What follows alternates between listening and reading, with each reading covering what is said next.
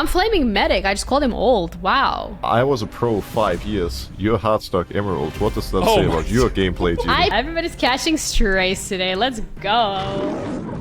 Hello, everybody, and welcome to the jungle with Ginny, Cubby, Broxah, and Medic. We're going to be talking about everything related to the LCS and the LEC. What's wrong with solo queue? A lot. But let's start off with the LEC playoffs, particularly because if you saw MDK, who was it? It was MDK, BDS. It was MDK. Oh my god, that game. You tried to erase it already. Yeah, I tried so hard. I know watching these games, right, is part of our job. But when do we get to actually file for, like, mental health assistance or cardiac arrest or, like, anything like that? Soon, hopefully. I mean, I just treat myself, I'll be honest. Like, I come back, I'm like, okay, let's check for AFib. Let's check to see how you're doing mentally, Medic. But yeah, it wasn't the best series I've ever watched. And that is, in the traditional English sense of underplaying it, it was bad. It was very poor. And I think we saw a lot of poor moments over the weekend from, like, a lot of the teams. G2, I think, underperformed. I think Carmine Core played relatively well compared to where you expect them. Yeah. We saw Nisqy dying to a tower when there was a minion wave there because he just walks into the tower. We had to watch MDK lose from being 10k ahead, which seems to be their modus operandi. It was overall just a very disappointing weekend for the LEC in terms of overall game quality. And I think I'm trying to work out if it's like having the break week has made teams overthink things and they're like they've lost their rhythm a little bit, or whether it's just things are actually a bit stressful for these teams, right? When you put extra pressure on a team, they're more likely to underperform, to make misplays. I think there was a lot of pressure on MDK this weekend to try and perform well after they had a bad regular season. And as a team that does seem to rely on vibes quite a lot, I think you saw when in a game where things shifted away from them a little bit, you could start to see some of that desperation sneak in. I think it's a funny conversation to have, because if we look at the series that happened in the LEC the past weekend, honestly, while a lot of people seemed very upset about the MDK BDS series, I think it was by far the best series we've had in the LEC in a very long time from an entertainment point of view. Sure, in terms of gameplay and all, yeah, I mean, these teams don't look ready to beat, the best LPL and LCK teams, but I was casting the series just before, with you actually, Mr. Medic, SK Heretics, where SK just completely stomped Heretics, and Heretics clearly had a 0% chance of winning. And that was one of the most boring series I've ever witnessed in my entire life. So I was just happy that there was some actual, bang up back and forth and crazy fighting and throws, and it felt like the series, in a lot of ways, kind of had it all. And I think, in an ideal world, we would have a sort of middle ground, right, where the games feel a bit close, but we're actually seeing super high-level fights. But if I have to choose between, one team playing well and the other, not playing well at all and just getting stomped, or this, I would take the chaos any day of the week. Yeah, honestly, you kind of got into my point, Broxah. Like, I mean, I'm a Challengers League caster here in NA, and I was watching the VOD like while I'm right at home. It wasn't the highest level of gameplay, but there's something where I'm kind of curious. Like, it feels like League as a fandom is almost just a group of elitists, because I'm a fan of other sports, like traditional sports, and there's a beauty sometimes of when it is a high-level game, watching the players that are the best at what they do kind of choke at the occasion, right? I look forward to that in football. I enjoy when two bad teams go up against each other, or like it's a bloody playoff match and you're like, man, like who can actually pull this off, and like how? Like sometimes you have to really dig deep in a messy game to like find some game-winning plays. Now, I would also argue that there were more game-losing plays than game-winning plays in that one, which is part of why I think people were frustrated. But I feel like in other sports, like there's a real beauty to that. And I kind of like want to open it up as a question, but like, why do we feel like League is almost just... we know it's an elitist fandom, but I feel like games like that are where it really does emerge. I think there's a couple of things, right? Like, you have a bunch of... the higher level, or the more viewed streamers pushed for and still push for a long time for optimal League of Legends, right? Which is understandable. Like if you think you have the game solved or you think you have the best way to play the game, that's how you want to see people play that game. And so a lot of the people that are vocal on the subreddit, which I think is where, you see a lot of this is bad, the LECs or whatever, like this is awful gameplay. A lot of those people will be very connected to the higher level streamers and the more verbal streamers. And so they'll say, oh, well, this isn't optimal league. This isn't the perfect way to play the game. Therefore, I'm going to say it's bad. And you have to remember there's like a lot of other viewers, BDS fans, MDK fans, who are just like, I just want to see my team fucking win. Right? Like, I really don't care how they get there. Obviously, I want to see them do it well. But in the end, if they win by getting a 10k gold lead, throwing it, and then managing to win the game, that's great. I'm still happy that my team has won. And alongside that, I think it's a relatively small contingent of teams that we have compared to an American football or a soccer or whatever, right? Like, if I watch Leicester City, who are my football team, I'm like, it's amazing when they play well, but if they're eking out, a win against a middle-of-the-table clash, I'm still very happy. But I'm not expecting Leicester City to play like Barcelona or Real Madrid. If you're a G2 fan, you're expecting them to play like Real Madrid. But perhaps if you're an MDK fan, you should be expecting more of a, middle-of-the-table fight, which is what I think we saw here. I think I was disappointed in BDS from their performance in this series, because they're specifically about BDS MDK, because I think they are a better team than that. I think coming into this week, a lot of people looked at them as top 2. Alongside G2. But for MDK, like, if you could have eked out a win, which you should have done, I mean, you really won the series 3-0 while losing 2-1. If you could have eked out a win, it doesn't really matter that you haven't played optimal League of Legends to get there. I think one of the things that might be part of the reason why this is happening is that I feel like in, let's say, football, like if you're a top player, you are relatively likely to play on a top team for 5-10 years, like most of your career.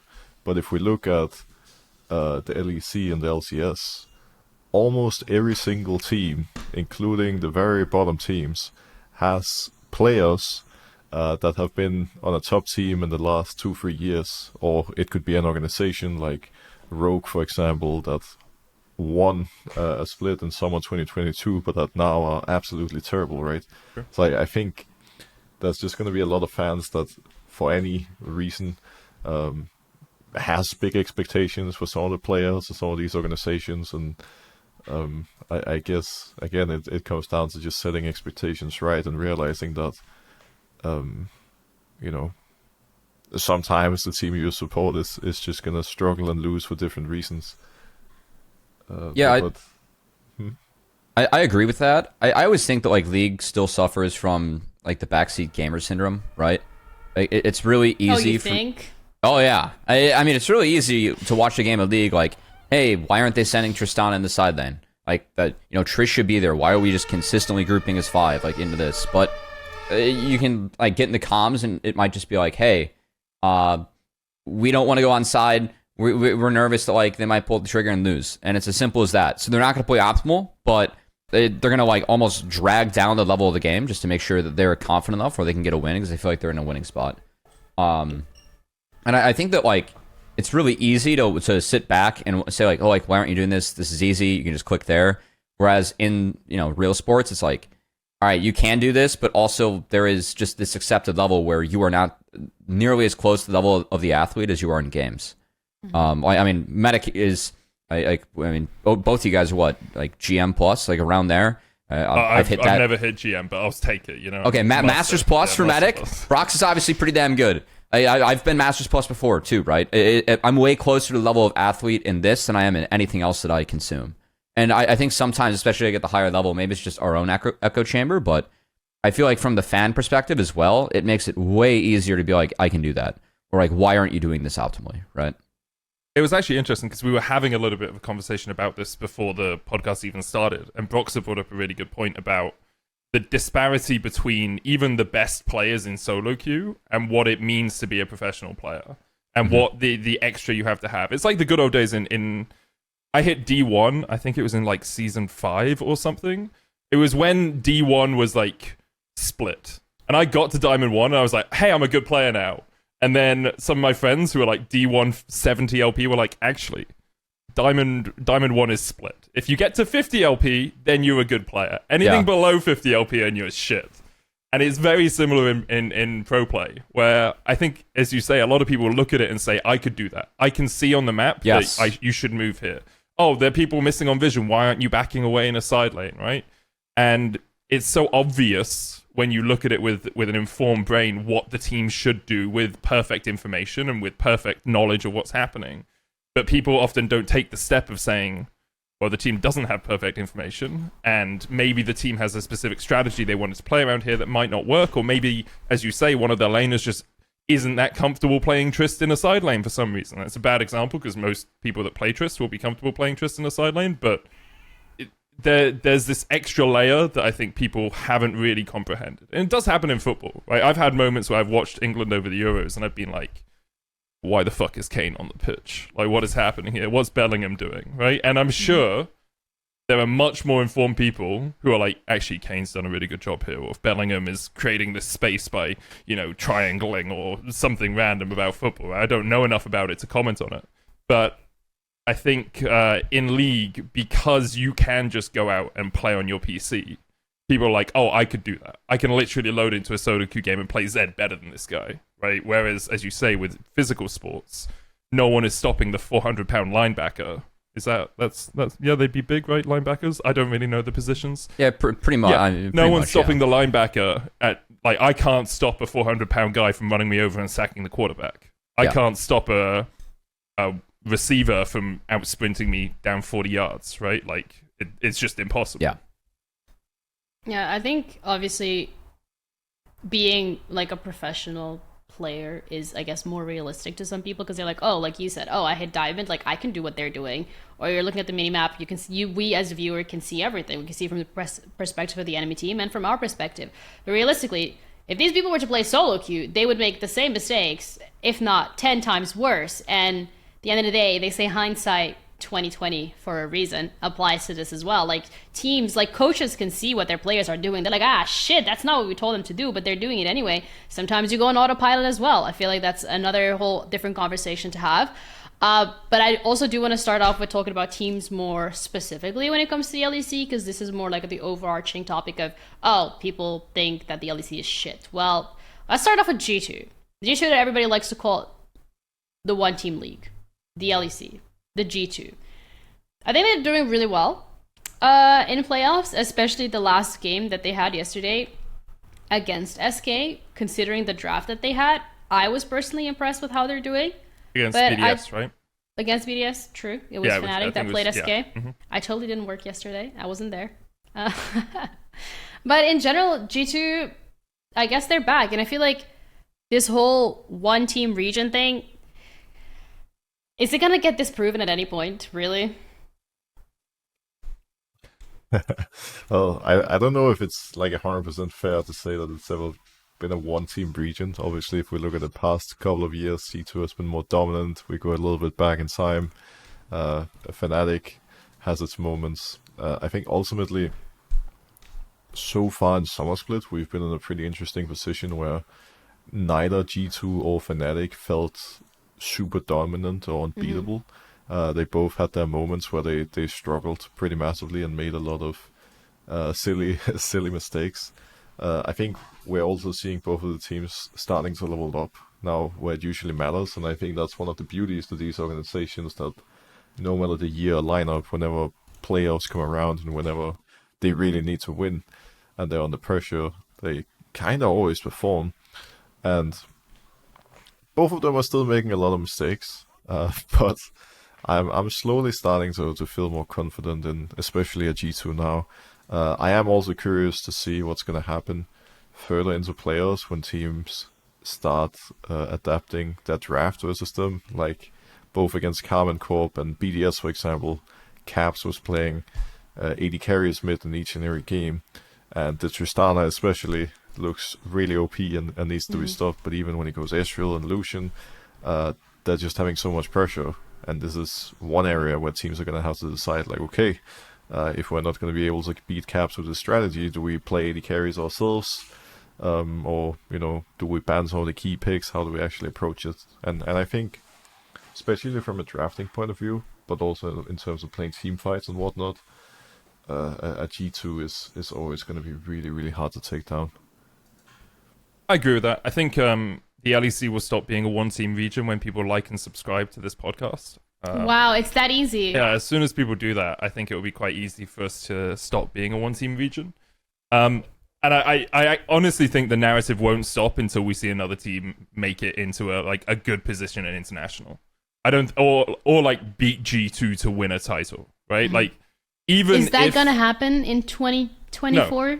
No. Okay. They're not on current form.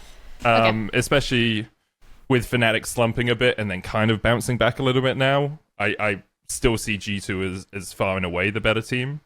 I also think the big thing for G2 this year has been Broken Blade. I think if he hadn't evolved the way that he has, even over the last couple of years, but especially this year, they have another point of weakness that you can isolate and you can try and shut them down through. But Broken Blade at MSI was one of the best top laners in the tournament. Probably, I'd argue the best, but it would be a close argument, right? At least top 3. Yeah, at least top 3 in the tournament, right? Which against the quality of top laners there, pretty big thing for us to say.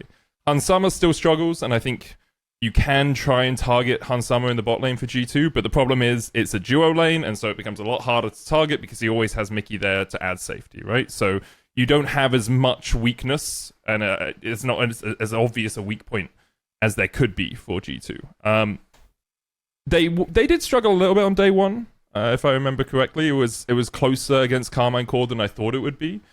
Part of that was Carmine Core playing much better than I expected them to, and I think also part of it was G2 being a little bit more eager to take fights than they needed to be, because their macro was much better than Carmine Core's. And that's the reason...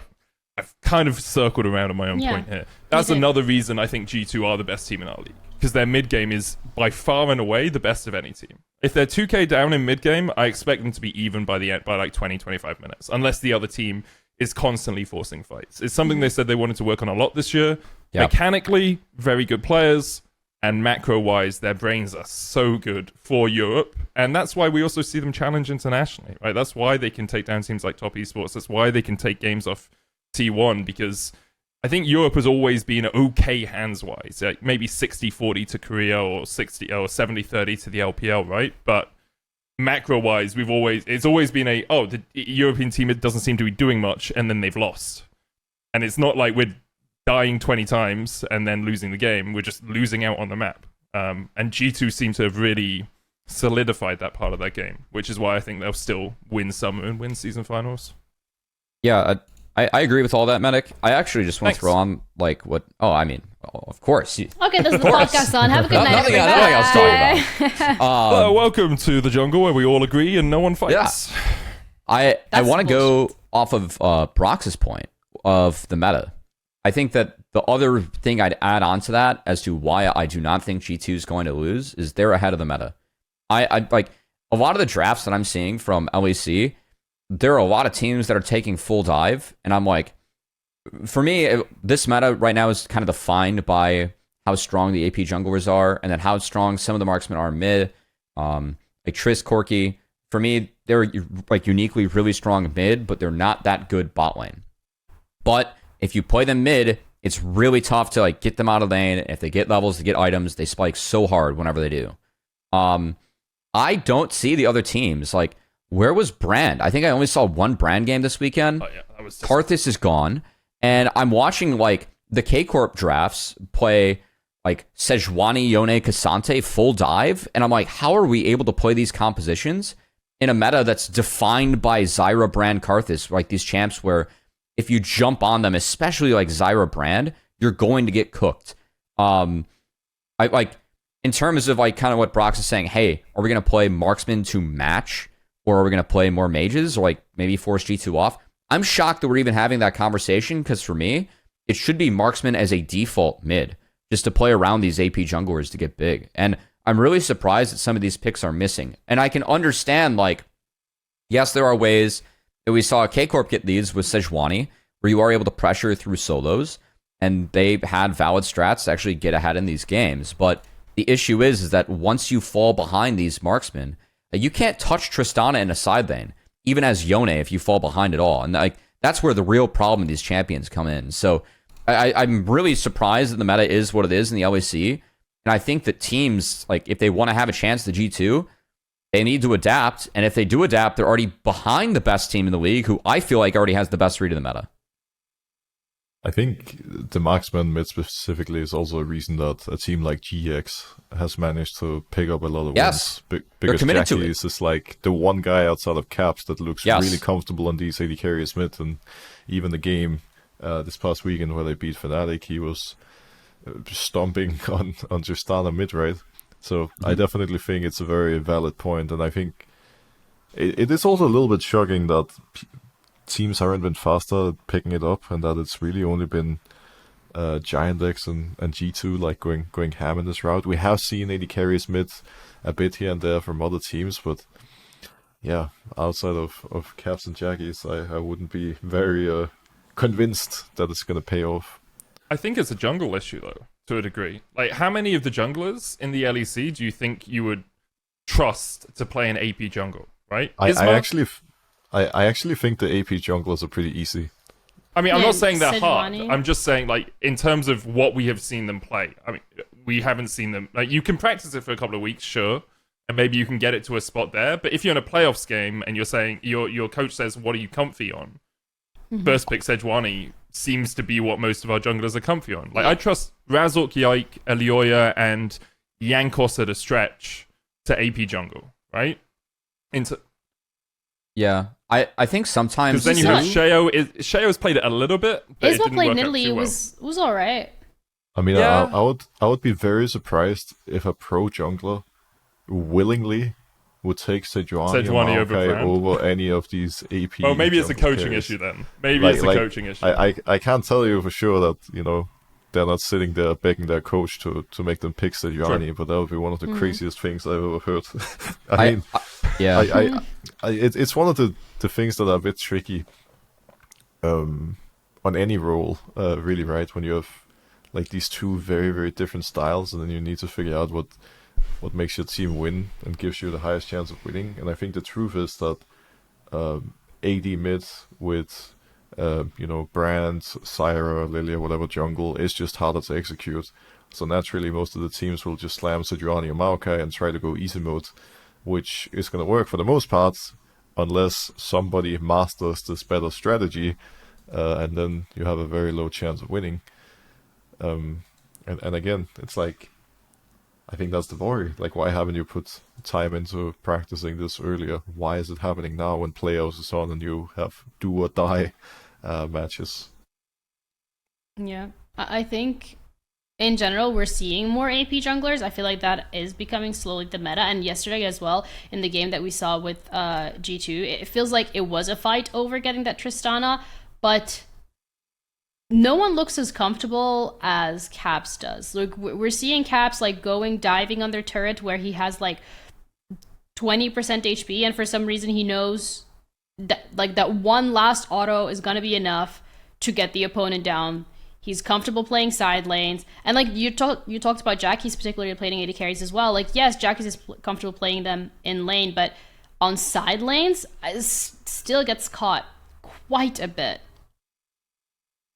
Well, I also think, I mean, that's one of the tricky parts, right? Like, it's been this way for almost as long as I can remember. Like, if you have Caps on your team, your chances of winning the LEC just skyrockets because he's so much better than all the other mid laners. Like, it's not even a discussion. Like, in 2018-19, there were like certain mid laners like Perks wasn't even mid back then. Nemesis, I guess. Certain others that were like somewhat close, but like the gap just keeps getting bigger and bigger, right? And yeah, I don't know. I don't even Is it think a you can hands compare gap? them to Caps. It's just not fair. I don't even think. I mean, it's partly a hands gap because Caps has always had like ridiculous mechanics. That was one of the things he got known for in his first LEC games as well. They would just come in and outplay people like Perks individually. But I think a lot of it just comes down to the understanding of matchups and macro and whatnot as well. Something that that I really liked about him from a jungle point of view was his willingness to not only take resources and carry, but also look for opportunities to help the team. Because that's the mistake a lot of mid laners and AD carry players make, that they want all the resources in the world. But he would be happy to come out of base and just drop a mid wave in order to move into the enemy jungle and move bot. And he's very, very proactive in the way that he uses his pressure and his advantages to set everybody else up for success. Yeah, there's a degree of understanding of styles as well, right? Like, as Broxah says, he has adapted very well to when he is struggling and understanding that he doesn't have to be the center point of the game. Mm-hmm. Like, G2 have still won even when Caps hasn't been playing at his best. Yeah. And I think that it's that plus his consistency that really elevates him over other players. Because I think Humanoid has looked at Caps level quite a few times over his career. Like, he's had playoffs and he's had the start of Worlds a couple of years ago where he looked like the best mid laner in the world. But he's just not as consistent as Caps is. And he sometimes doesn't sacrifice as much as Caps would sacrifice for his team. So it's going to be a sad day when Caps retires from League. In the same way, like, for the world, Faker retiring would be a sad day. But for Europe especially, Caps retiring is going to be a struggle. And seeing if someone can get into that spot and have the same work ethic and the same drive that he has is going to be interesting. You're talking about the inconsistency, particularly that we're seeing around certain players, and I think like when you're looking at Fnatic, I feel like that inconsistency just keeps showing up time and time again. How do you go from going undefeated at the start of Split to losing one game, going on a losing streak, to the point where it doesn't look like you're going to make it in playoffs, but it's like, okay, you're going up against GX, should be 2-0, it's not a 2-0, and then you look really dominant against SK, a team that everybody was like, oh shit, like, they're back. Like, that's... How does that happen, I think, is the real question. And then also, what can Fnatic realistically do to stop that from happening? Because as a fan, as a Fnatic fan, like, wherever you are, if you're watching this, it's like, oh, today it's going to be a coin flip. I don't even know if they're going to win or not. And it's like, we'll see what Fnatic is going to show up today. And that is... I feel like a bit of a shame, because from any of the teams, any of the rivalries, is like the G2 Fnatic one that really captivates the LEC audience, and is G2 Fnatic one that people want to see. And it's gotten to the point where it's like, well, it's G2 Fnatic. Oh, yeah, G2, GG. I think the Razork Humanoid iteration of Fnatic has always been a very momentum driven team, where it feels like if they're on a roll and everything is going great, then they're very confident and they believe in themselves, they work as a team, and they just stomp whoever they play against. But whenever there's any bumps in the road, then things get a little trickier, and they just tend to go on like mega win streaks and loss streaks almost at random. And it's hard to say how much the loss to G2 in week 3 affected them, and how much of that loss is the problem. But they went from, you know, looking like by far the best team in the league after 6 games, even better than G2 at the start of summer, to all of a sudden looking like one of the worst. Then they went on to the Esports World Cup. They got 2-0 by Team Liquid again. Their first game against GX wasn't particularly impressive, and then it's like something Jackie's clicked was again. flashing the Team Liquid logo That's true. while he was playing against Fnatic. But That's yeah, funny. I don't know. It's just a very weird team to follow that seems to rely so heavily on their emotions, and I don't know if that's an issue with players or coaches or management or what on earth is going on, but it's a serious problem that to me is a big worry, and that I would assume is the one thing that makes it impossible for them to now reach G2, because G2 is always really stable and Fnatic just isn't, right? I don't know. It's just such a shame. I wish it wasn't this way. And Noah kind of falls into a similar boat as well, right? Yeah. When he's playing up against a team that he thinks is better than him, or a bot lane he thinks is better than him, he seems to struggle a lot more. And then I think this weekend he had pretty good performances across the board, especially in the SK series. I think he played really well. But He was so confident going into that SK series. Like, yeah, and you can tell, like, Yeah. when he feels on his game, really good AD carry. And when he's off, when he feels like he's going to get beaten in lane, really bad AD carry and really struggles. So for Fnatic, you do wonder about like what behind the scenes they can do to kind of rectify this, because it has been an issue for such a long time. Yeah. And one of the things G2, did, they've got their sports psychologists and they do a bunch of stuff as a team, and they talk about like how they win together and lose together and work through these things. So I wonder if for Fnatic there's something more systemic they need to change to try and get into their players' minds that losing is okay. It's not something that should like start this downward spiral, right?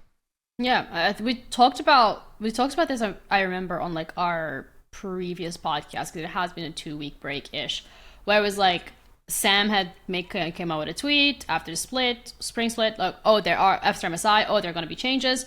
Fnatic did really well, and we're like, oh my god, the changes like really seem to have like held, and now it feels like we're back to the conversation of like, okay, well, what happened? Because we had a downward spiral, and now they looked really good when they were playing SK. So it feels like, were there actually any changes implemented? Is it just because Fnatic is like a momentum heavy and emotional, I would say, team as well when it comes to them actually getting wins on the board?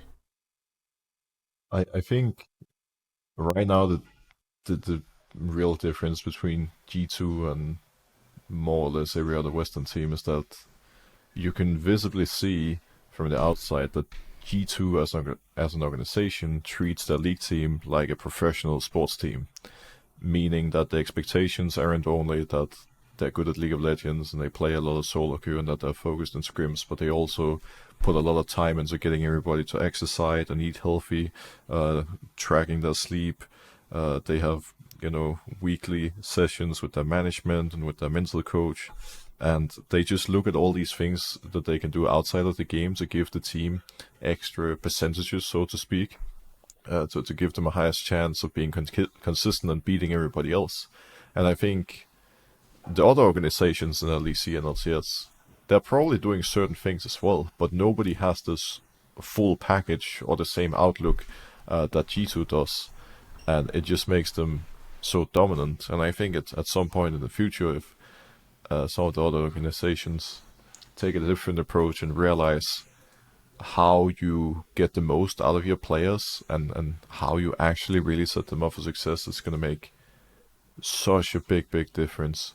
But right now, I mean, esports is also in a tricky phase where it feels like in these areas it's almost going the wrong direction, where we're seeing budget cuts and teams having less and less staff and whatnot instead.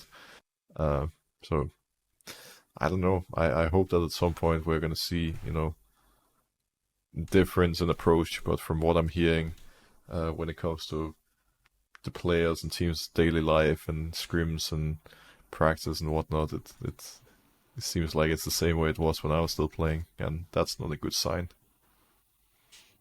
Yeah, I always appreciated that, like, Team Liquid, after MSI, they said their goal was to be the G2 of NA. I think a lot of people interpreted that as they want to make NA a one-team region, whereas I kind of interpreted that as they want to have the top-down system where they can be successful, like inside the game, because I think that's what it takes to be end up making it a one-team region. And props to TL. I mean, I think that they've actually done quite well, and actually have a chance at doing that in NA. But for Fnatic, I think the biggest change I saw, like kind of returning to this, and just why we saw more consistency this weekend, I think that they kind of narrowed up their drafts and more so assigned roles to players.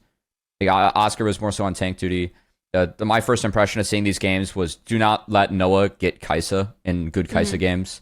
He was really good in that pick, and he's playing it into like Xayah, Tristana, like where are the hard winning lanes where you can really set Kai'Sa back like years and try and win games. I think the dive comps for Fnatic with Noah on the Kai'Sa went really well. So I would like to see teams actually change an approach in the Fnatic, but I will give Fnatic props, as I think that their approach was rather consistent and it paid off. And also, I thought Razork played Brand, but it was Yike. If Razork played Brand, good for him. Razork did play Brand. That pick's not being played enough. Yeah, the pick's not being played enough. So that helps. Is that one of the surprises that we've seen this week on the LEC? Like, for me personally, the surprise of like the first week of playoffs is the fact that there were a lot of 2-0 predictions or a lot of 2-0 expectations that didn't necessarily hold true. it felt like it to me it brings the question of like, is it the teams that were at the bottom, have they just like leveled up so much in such a short period of time, particularly when I was looking at MDK and KC as well, or is it the fact that the teams who were at the top of the league table took it maybe a little less serious because you're looking, oh, I'm going up against GX, oh, going up against MDK, it's just MDK, it's just KC, why would we care about it? That's my surprise take. I thought Giants leveled up. Yeah, absolutely. Yeah. 100%. Yeah, I think Carmine Core leveled up as well. Like it's interesting because I look at the series now. SK beating Heretics 2-0, that was as everyone expected, right? The BDS MDK series, it didn't go the way I expected it to, but going into the series, if you told me it ends 2-1 to BDS, I probably would have been like, yeah, sure. You know, MDK can get on a roll in a game and win a game. The series itself isn't portrayed well by that scoreline. No, absolutely Fnatic not. Giant X, I think Giant X definitely leveled up. And then G2 Carmine Core, I actually think was the most surprising series to me, even though it was 2-0 to G2. Because I think Carmine Core played really well. I was very impressed by Vladdy. I was pretty impressed by Upset as well. Overall, I think as a team, their 2-week break seems to have really helped them. Because going into this playoffs, I did not expect them to do anything. And maybe they won't. Maybe they'll lose to MDK on Sunday and they'll just be out. But they looked a lot better than I expected them to. So I would agree with that. I mean, I honestly think the two series where we saw a losing team win a game, meaning the GX and the MDK, they're probably going to come into this weekend and stomp the opponents, because we're going to have GX versus Heretics, and based off of what we saw from the teams, unless Heretics level up massively, they're going to get destroyed. And Carmine Corp against MDK, similar thing. Like, MDK did have some bright moments, but Carmine Corp, if they had gone up against literally at any other team than G2, they probably would have won their series. So any other team? Really? SK? Fnatic actually played pretty decent I on think too. I think they would at the very least have been very competitive with both SK and Fnatic. It also depends on what version of the two teams we were to see, because I think we saw both sides of SK and Fnatic throughout the weekend as well. But it's always coin flip, huh? It depends what version of the team shows up. I understand that obviously like a lot goes into it in terms of like teams showing up on the day and how things play out, but yeah, again, this is like, we've already talked about this, we've already been over this, but it's like the consistency or lack thereof is what's hurting some incredible rosters. And yeah, it's just kind of, it's a bit frustrating because even as a fan, like as we said, like what team's gonna show up, who's it gonna be? Well, at least it keeps things exciting, right? And my main point was Sure. I actually think Carmine Corp were really impressive, so I don't know, we'll see if MDK can find more of that consistency, if they're gonna get rolled over. It's a bit hard to predict, but yeah, hopefully MDK we're gonna see a good KC. MDK could just stomp them, right? Like this is the problem with the LEC at the moment. And I think it's why people think the quality is so low, is because apart from G2, you take any of the teams in our top 8 and you put them against each other, and I could quite easily make arguments that one team will beat the other. I think Depends there is like who shows up on the day. Yeah, I think there is like a. I mean, actually, I'll put Heretics at the bottom. I think Heretics doesn't beat anyone in the top 8. Yeah. I think G2 beats everyone, like most consistently. And again, this isn't 100% of games. And then I think you have like BDS, Fnatic. I'm gonna put Carmine Core and then MDK Giant X. I think that, Where or maybe about Giant SK? X then MD. Oh, SK. Sorry, shit.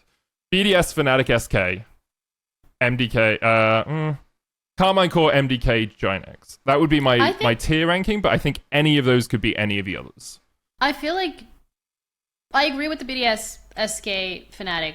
I go BDS, Fnatic, SK. BDS, That would Fnatic, be SK. yeah. I think GX, considering what I've seen from them, might come Sure. after. I feel like they play these games and it's like they can win them. They genuinely have Yeah, what maybe it GX takes. should be higher. And then they just go and it's like, okay, well, what happened? Well, I think you can make similar arguments for the likes of BDS, right? I mean, it just proves Yeah, that that's Medic the is- point. That's Medic the is point. right. Yeah, So like the we're point literally stands going in a true. circle. Like it depends who shows up on the day, and like that's just like, can you imagine being a BDS fan, by the way? Bruh, that's so sad. You go like 8-1 regular season, you go against G2, and it's just like whoops. And But I mean, it's think being a fan that's of any team but G2 in the LEC, which is why To be people are so fair, jaded, right? Yeah. Anyway, talking about the LEC and the teams who are there, let's talk about the teams who are not there. Particularly, again, Rogue not making it into playoffs, and the rumors surrounding them selling their spot. If I remember this correctly, they wanted to sell the spot end last year, start of this year, but for some reason that didn't continue. But now that it ended the split, and they literally, unfortunately, didn't qualify. What's next? So you're saying that they just quit for the entire year? They wanted to sell, they couldn't get they're out. just they millennials. They pulled the millennial. No, they would never do that. What? Work to the minimum degree that you need to. Oh, Why would boy. you ever do that? Wait, you're being serious? I thought you were memeing. Oh shit! No, I'm not. No, I don't think any of the players on No. Rogue deliberately No, lost their absolutely games. not. I want There's to like no way. stress that, or like minimal work. I think yeah, the Rogue selling argument's been around for a while, and like the discussion's been around for an age. I think last year there were a few teams in the list: Na'Vi, Team Falcons. Yeah. There's always the debate on does a team sell for cash, or do they sell and maintain some of the holding in the team, right? Yeah. Which is what they tried to do last year or the year before when they sold to Koi. I think now they're looking for, like, it was a joint venture, right? Now they're looking for majority cash, at least. So it's going to be a little bit harder to find a buyer who's willing to buy out the entirety of the LEC slot. Or maybe easier if the buyer doesn't want the Rogue name tainting their brand, right? Yeah. So we'll see what happens. My expectations are they'll find a buyer. I've heard a few rumors about names. Yeah, likewise. But we'll see how it goes. Yeah, I mean, Are we pro getting Rogue out of the league? Because they're like a legacy name, you know? I Would think if they were a better team and branded themselves better, I would want them to stay. But I don't really care. And I know that sounds harsh, but as a fan, like Rogue won the league with Oda Womne as well. Like the guy had been in the league for absolute youngs. What did they do with that? Right? Like they haven't pushed for a huge like development of their brand. Mad Lions did a similar thing and have been developing their brands, obviously with the Koi name attached. So I'm not happy to see them go because I don't want to see any of our teams go. But if they decide to sell, I'm not too disappointed. yeah. I mean, I think it's kind of it's a tricky one because in some ways, like with the rosters they've created, you can definitely see that they've been trying actively to compete. I think there's two things that has always annoyed me about Rogue. One is the thing about pushing harder to create fandom, getting their players to stream more, posting more content. It's always been a bit sad that a team that's generally done well just hasn't created to build a bigger fan base. But for me, from an analyst point of view, their playstyle has been the exact same for like 4 years, and they haven't made a single change to adapt and to learn and adjust. Like it's always been the exact same champions that Larsen has been putting games into and playing. He's always been a control mage guy. I don't think that's ever going to change at this point. Their play style is like ultra slow. It's like our generation's CLG EU, where if the enemy team doesn't do anything, literally nothing happens, and it's 0-0 at 20 minutes, and they're just living in the past. And I think that's such a shame, because on paper the lineup they have now is not bad by any means. Like I think all their players could actually be competing in their roles, but like they're just not doing anything, and they're just slowly bleeding out and losing, and it's kind of depressing to witness. I think it's kind of almost a mirror of the team, right? I had a quick look at some of their content just to make sure that I wasn't being unfair a little to them. shit. Yeah. Yeah. The last thing they uploaded on their YouTube channel was 9 months ago, which was That's a tough. Razor recap. Ooh. Before that, Sponsored. like literally, Koi they have Koi branding on their second to last video. And then the last thing they put up on their Instagram was their Rogue Pro jersey from 2024. And like 3 posts ago, I think it was... What was this? This is something about a brand identity for LEC Summer Finals. Okay, maybe this is more recent. Maybe they've... Oh yeah, no, they did put something up on their Instagram recently. That's fine. But still, like they're not pushing the content. They're not driving anything. The team isn't that engaging, right? Yeah, and then you look at a team like VDS and they're like farming stories, reels, YouTube.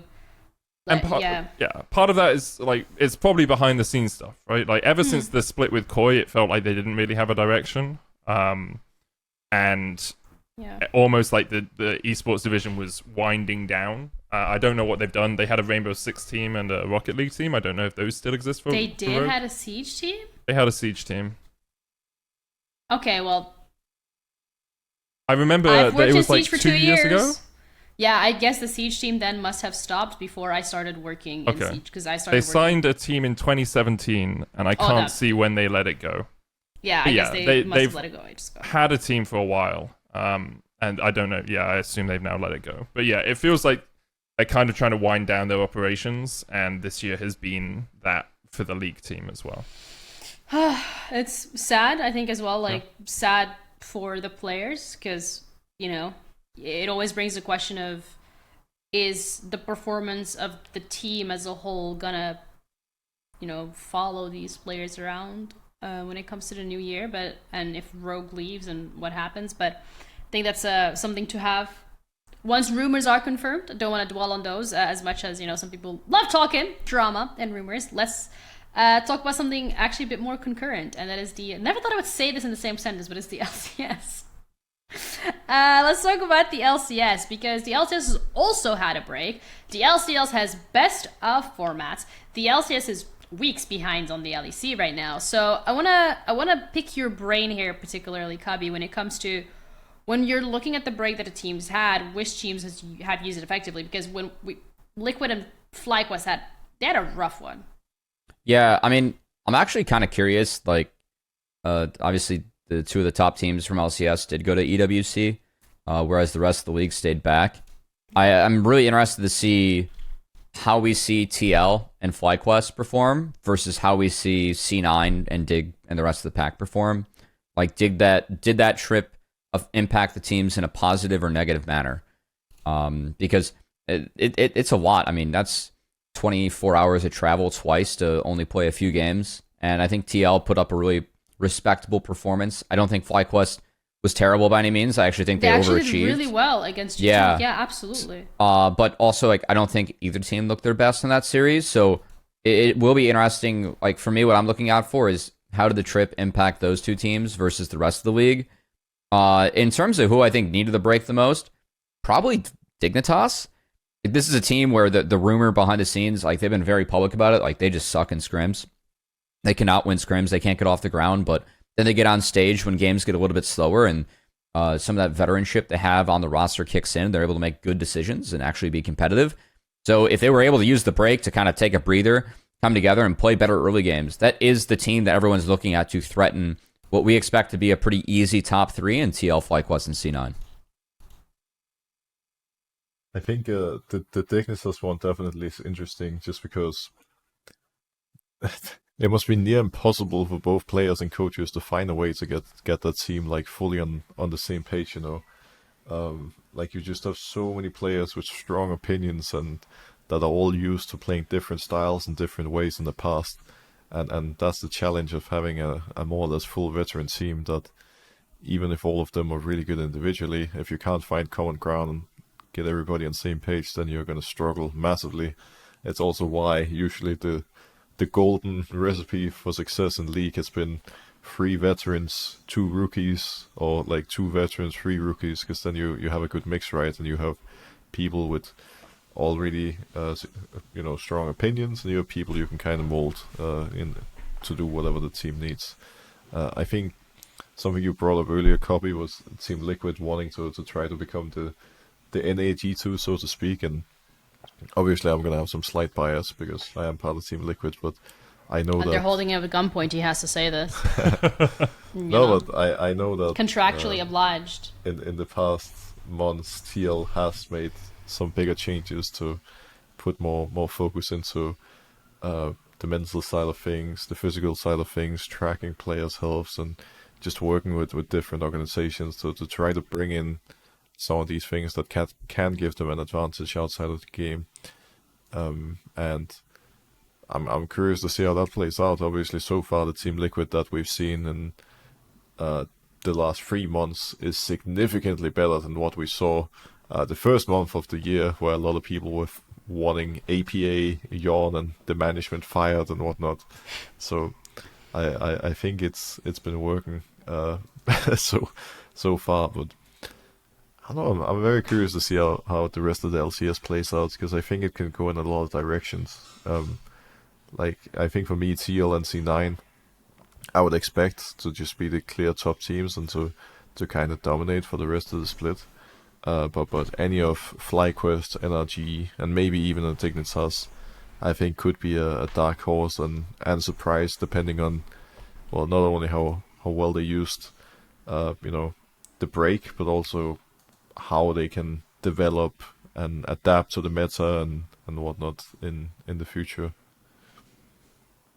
I mean, there's a really good proving ground for Dignitas this weekend, right? Because they play Team Liquid. And Team Liquid, as you say, haven't had that break. Have had to go on basically a 48-hour round trip to EWC. If Dignitas can come into that series, and even if they go 1-2, right? Like, it sucks to be 1-3 in total over series, but then after that, their split becomes a lot easier. Like, Dig have only played 100 Thieves, Cloud9, and FlyQuest so far, and then they're going to play TL. And That's then the top three. Yeah, exactly. Nice. Right, like those are your top 3 elect for LCS. So I have a lot of hope for the Dignitas lineup. I agree with Broxah. It's going to be hard to get them on the same page, but I think if you can find that meta that suits you and find that style that suits you, I could easily see them challenging at least FlyQuest, if not Liquid and Cloud9 at the top. Yeah. Also, just want to shout out, like, NRG and 100 Thieves. I feel like needed the break the most.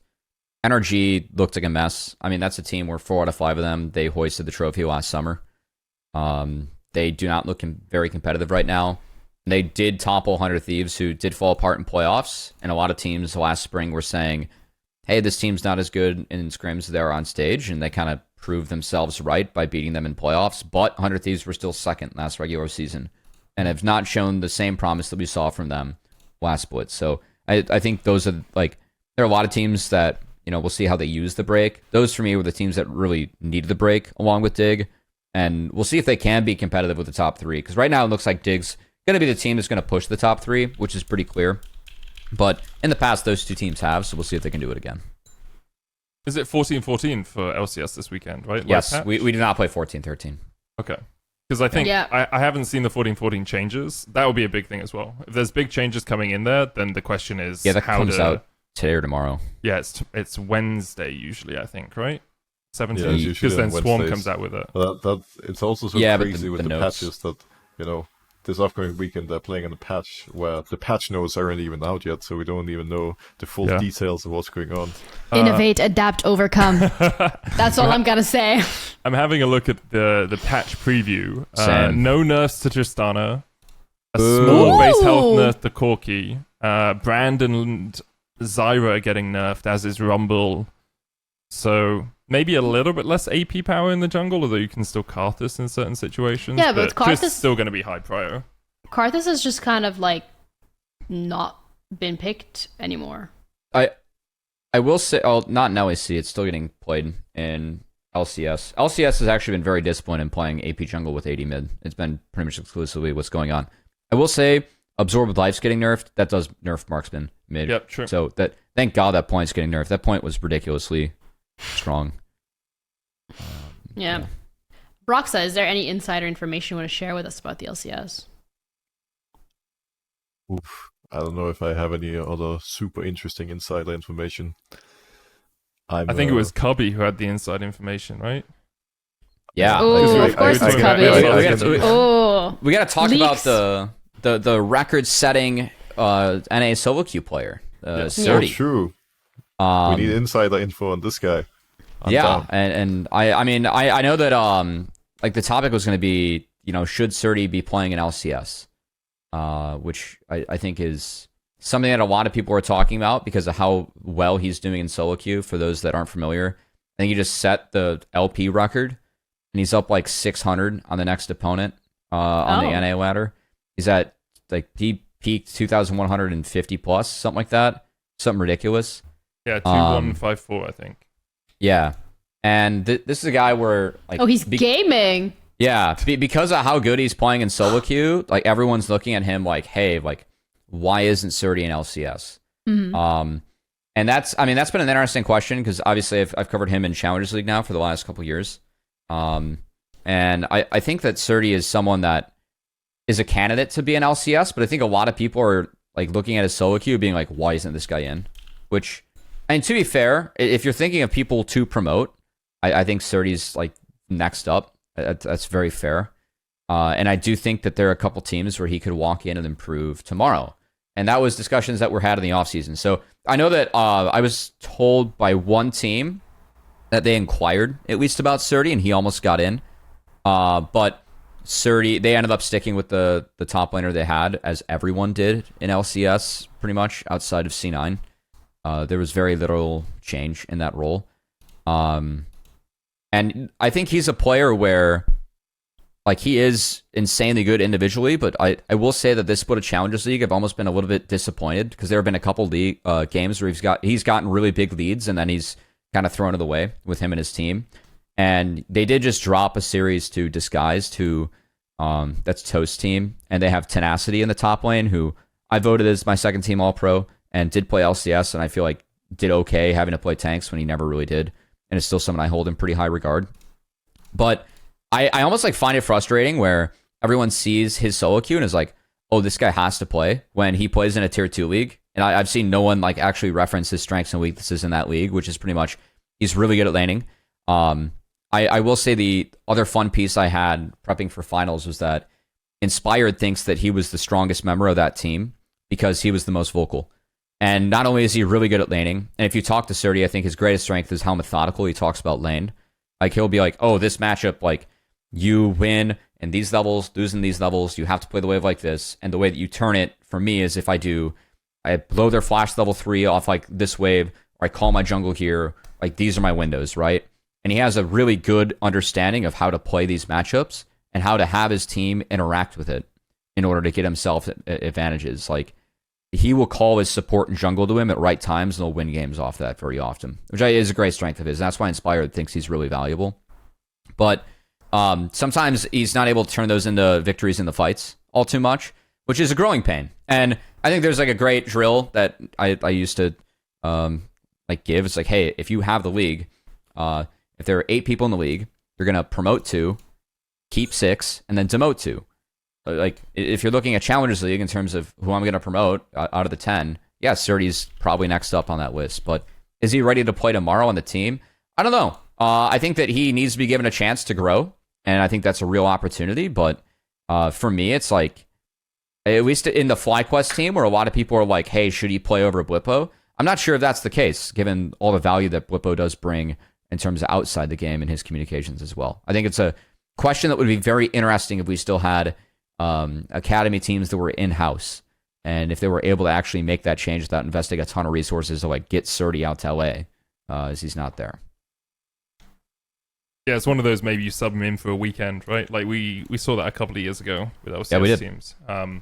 I think it, again, we talked about it a little bit earlier in the podcast, it shows the gap, right, between solo queue and what you can do at home, and then what you have to have a team around you to do. And it doesn't surprise me at all that the best parts of his game are the ones that he does in solo queue every day, right? Like, he's good at laning, he's good at understanding matchups, and he knows when to call his jungler, because those are things you can do in solo queue. Whereas planning out a team fight with your team and structuring macro and playing like side lane 1-4 pushes and such is a lot harder to do. So it's great to see him in FlyQuest Next. It's Next, right? NXZT? And yeah, they're sponsored by NZXT. So okay, I don't know.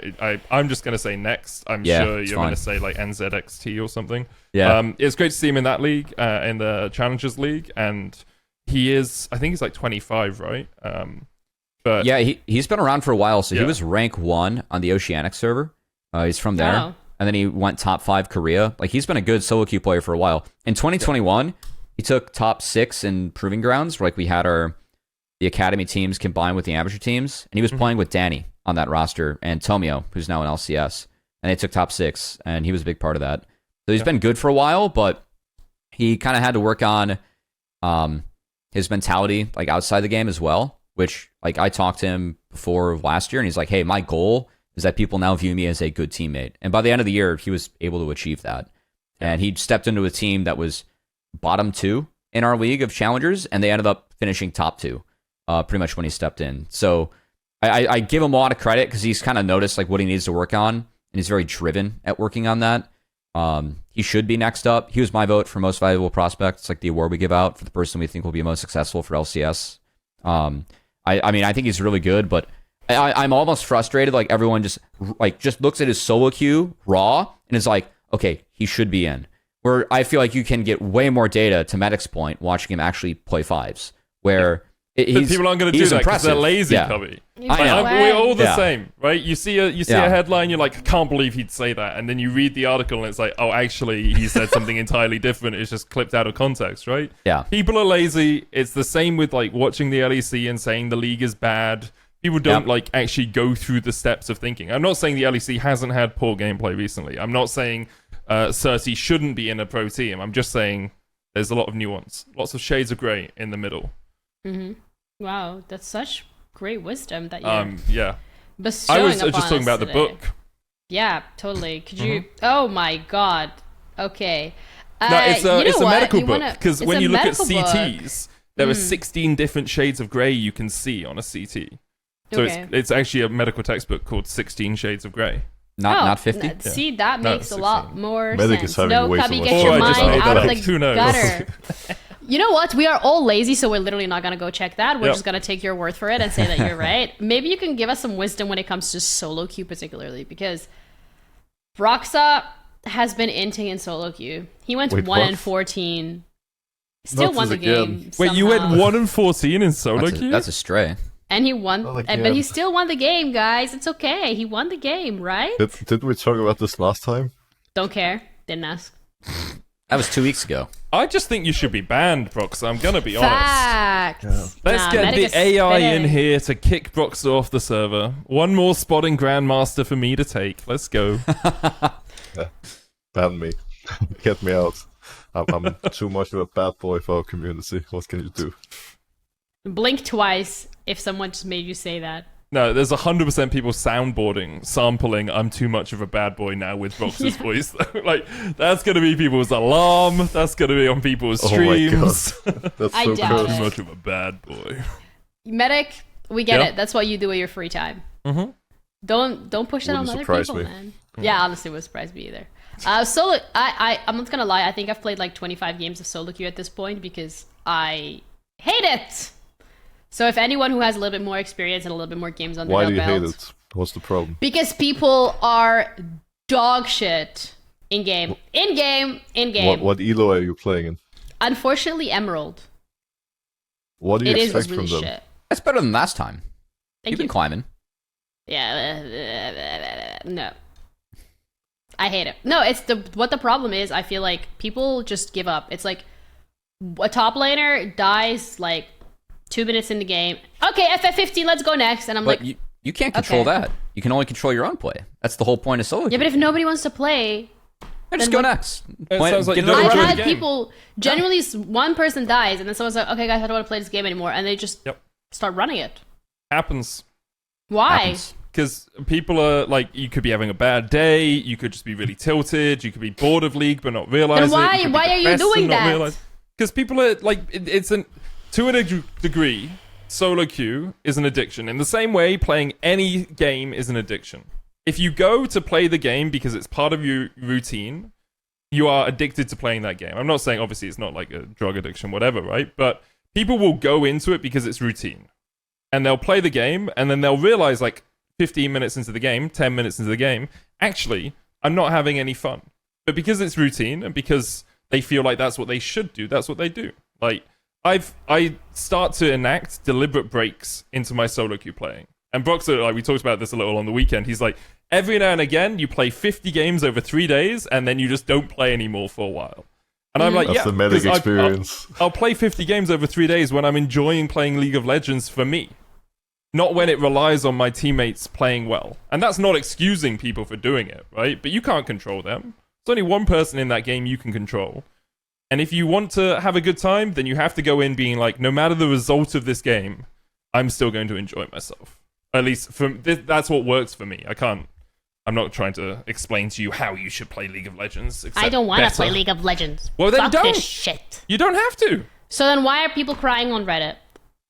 Well, obviously, we've had a bit of an issue over over the years with the term soft ending becoming more and more popular, and I think over the past Isn't week... that your average gameplay?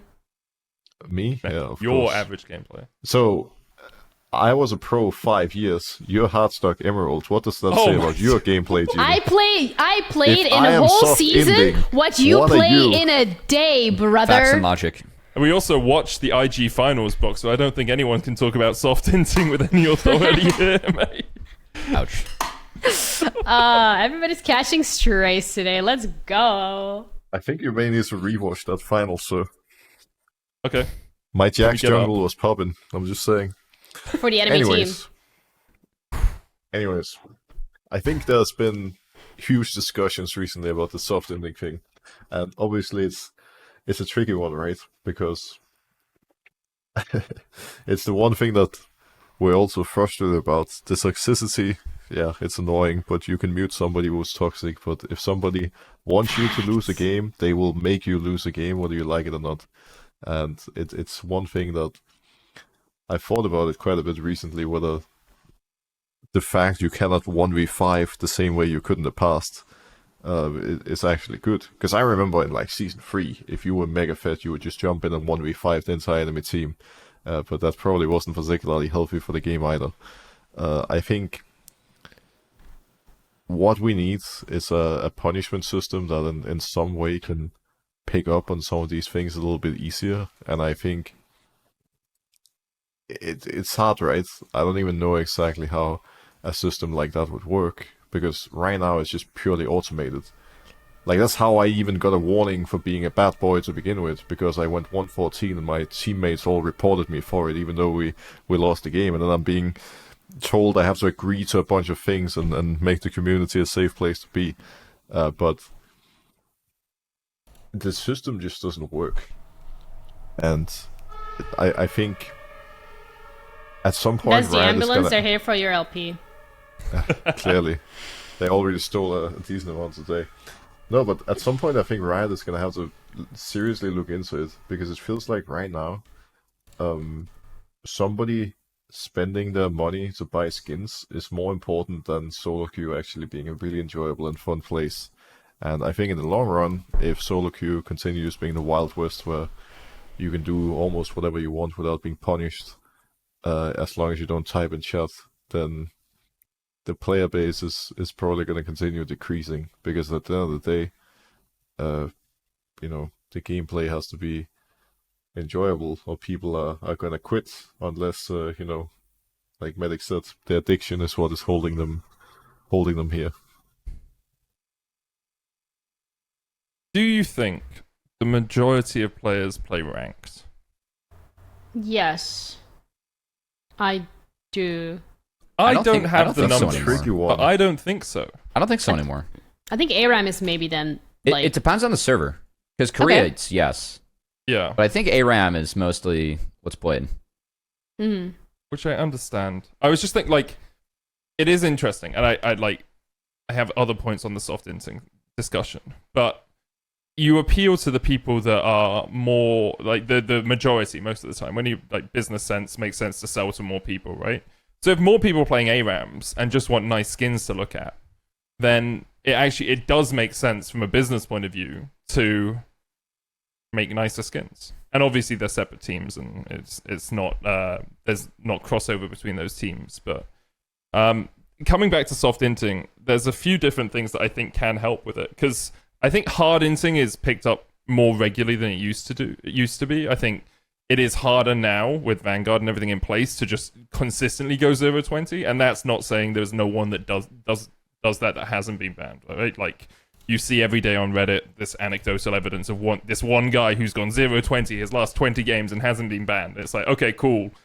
Yes, there's that guy, and I'm sure there's a bunch of them around, but that doesn't mean that the other people aren't being banned. Soft inting is a lot harder to track, right? Because at low levels, soft inting tends to be dying on purpose or deliberately not farming or like just running around the jungle, almost AFKing. That's easier to pick up in terms of from a code point of view. But at high levels, like there's often in my games where I'm like, my AD carry's inting me, but actually he's just farming the wave when I go in.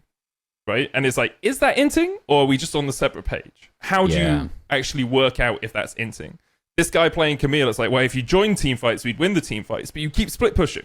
It's like, is he just playing to his win condition? The Bardonet thing is a great example of this, right?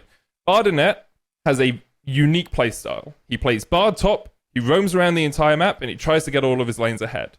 A lot of people I talk to are like, he's inting.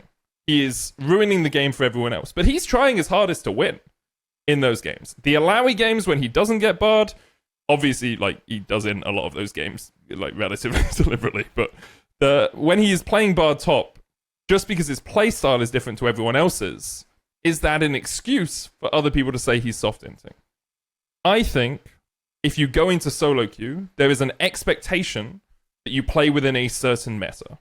I think Bardonet usurps that expectation. Usurps isn't the word I want to use. He forgoes that expectation and does make it a worse experience for the people around him.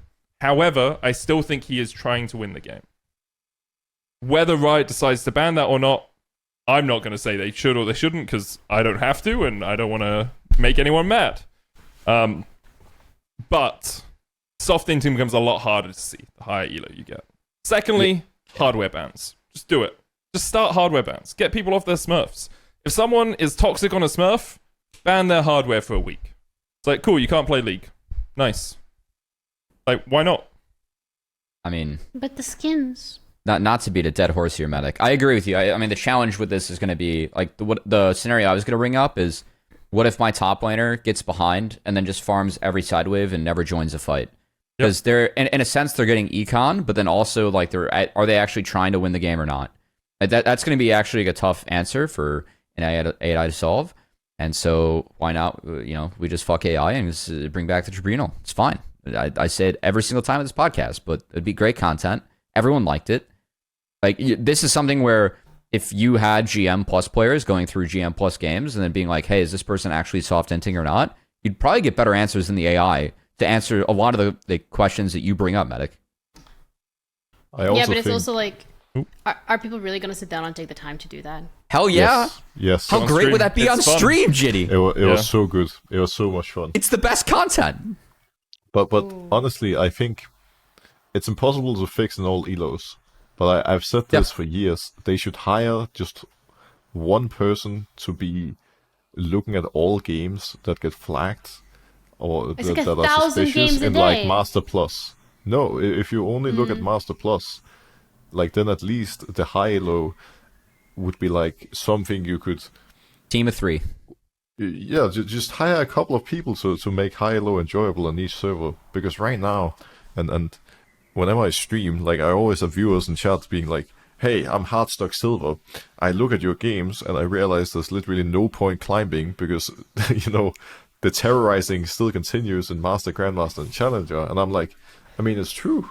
Like, what's the point of climbing if you're not, interested in going pro anyways? But if you try to, at the very least, have the very top of the ladders where it's the most competitive, manually, done in some way, then it would make a really, really big difference, I think.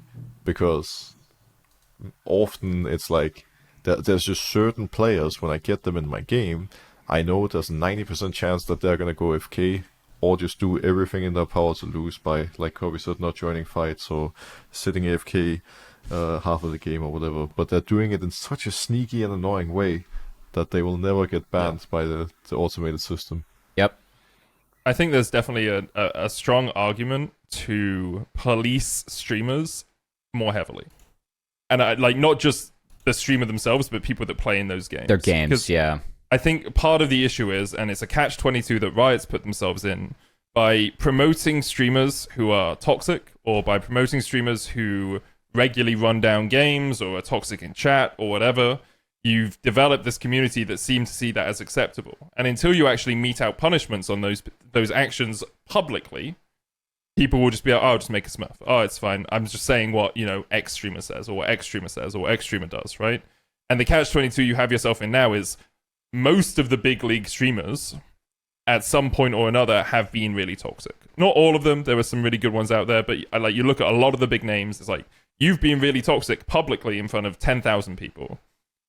If Riot bans you, they're losing 10,000 people's worth of viewership on League of Legends, right? So Riot have kind of screwed themselves by not being more litigious originally, and by allowing the player base to get into this sort of level of toxicity. And I don't know how you fix it, because you kind of have to, from a business point of view, it doesn't make sense to fix it, apart from the argument that maybe the longevity of more people will play the game if it's less toxic, which is not how businesses tend to see money. They tend to see, hey, we can make the money now, so let's continue to make the money now, Funny that you bring that up, because it kind of leads us into the community question from the jolly old B-man. Voice chat would fix 90% of league toxicity. I'm gonna say this before we actually start debating this. Someone put it, as a female on the internet who has played Valorant with voice chat, I quit Valorant because of voice chat. People are literally insane. If you look on TikTok and you go look at some COD content creators, Valorant content creators, Overwatch content creators, Siege content creators that are women and that are using voice chat, you will understand, and this is just like one small minority of the gaming community, you will understand how terrible people are when it comes to voice chat.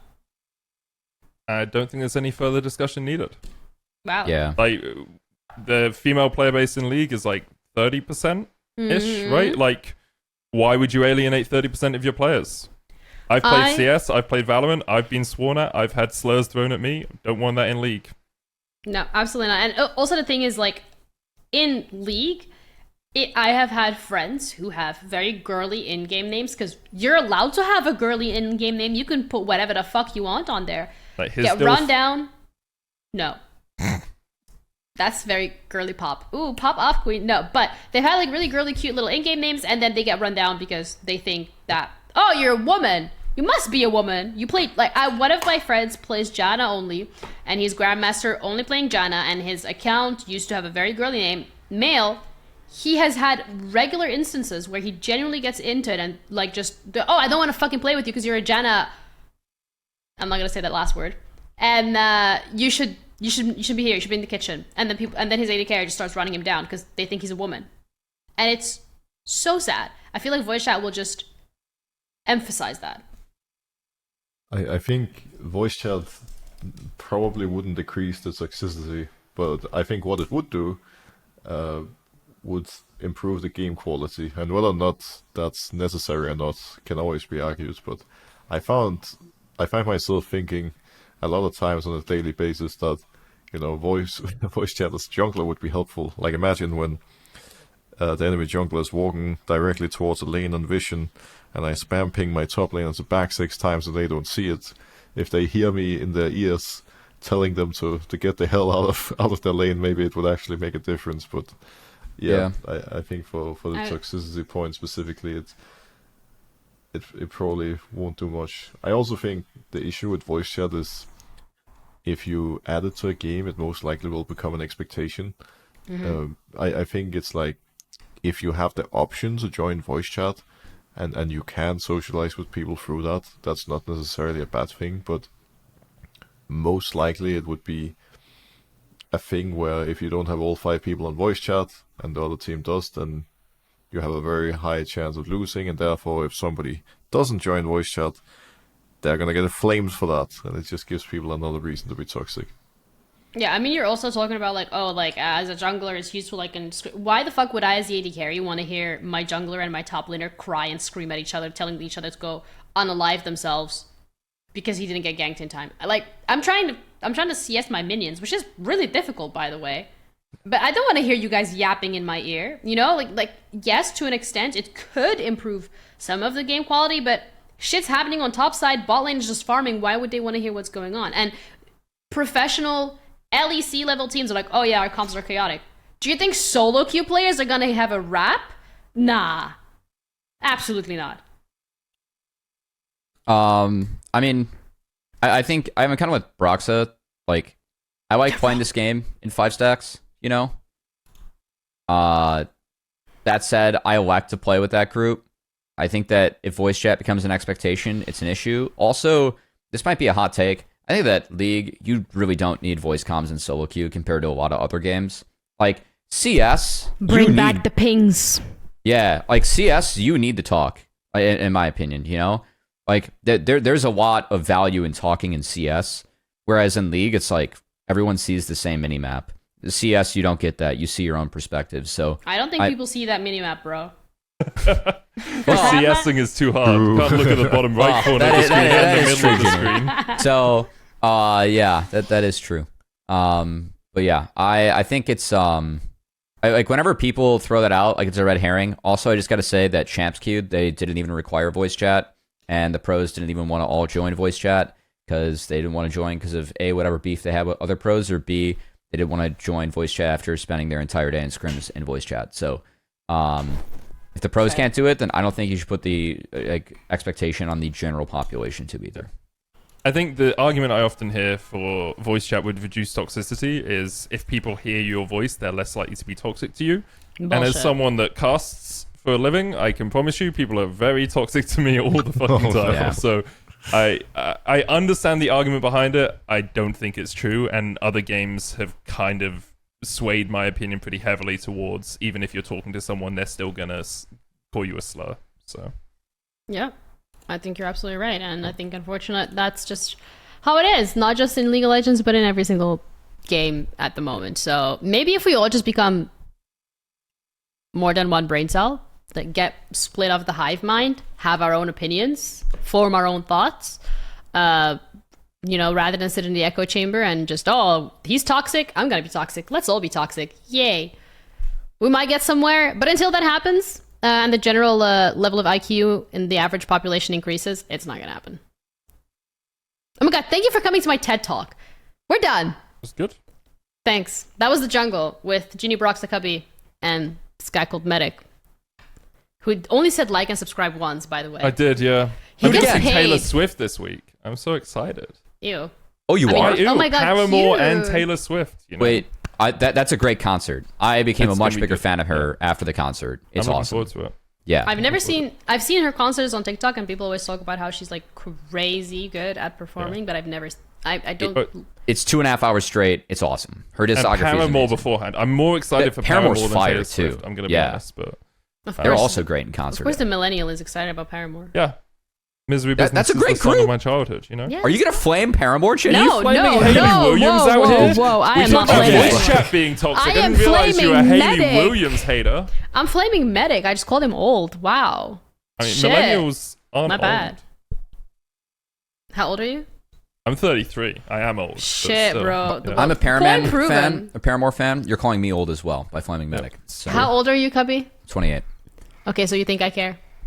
Wow. Anyways, I'm that's not us gonna done. say Real anything. mature, I'm just Jenny. keeping my Thank mouth shut you. and staying Real out of this. mature. Hey, maybe when I would turn 30, I'm gonna be mature. But until then, I get to flame everybody for being That's old. in like a year? Actually, no. More. I thought it was in Pretty sure negative it's years. I'm pretty sure it's a year. Are you saying I look old? That's fucked up, because I still get ID'd. Every day, man. Every day. Sorry. Destroyed. Wait, you get ID'd every day? What are you... We should If have I killed go- the podcast. No, before in that. the UK. We need to have a conversation about this. No, you A get. Do you not know 31-year-old this? buying alcohol every day is quite a lot of Getting alcohol. ID is a compliment, though. Let's be Don't you real. know you get ID'd if you want to buy like a Red Bull or a Monster, like energy drinks? Wait, you get what? ID'd. That's You do? 16 though, isn't it? Do people think Yeah, you're under I know. That's pretty impressive. I wish that was a thing in the U.S. Queen Those shit. things are bad for you, man. Wait, you don't get ID'd in the US if you want to buy energy drinks? No. I mean, you can get a gun, of course. You For, can. yeah, for freedom, baby. Anyway, we're gonna call it a You day. I can hope edit for everybody that. has a good evening, good morning, good afternoon, whatever it is when you're watching this. Bye, guys. Leave comments below if you have any questions.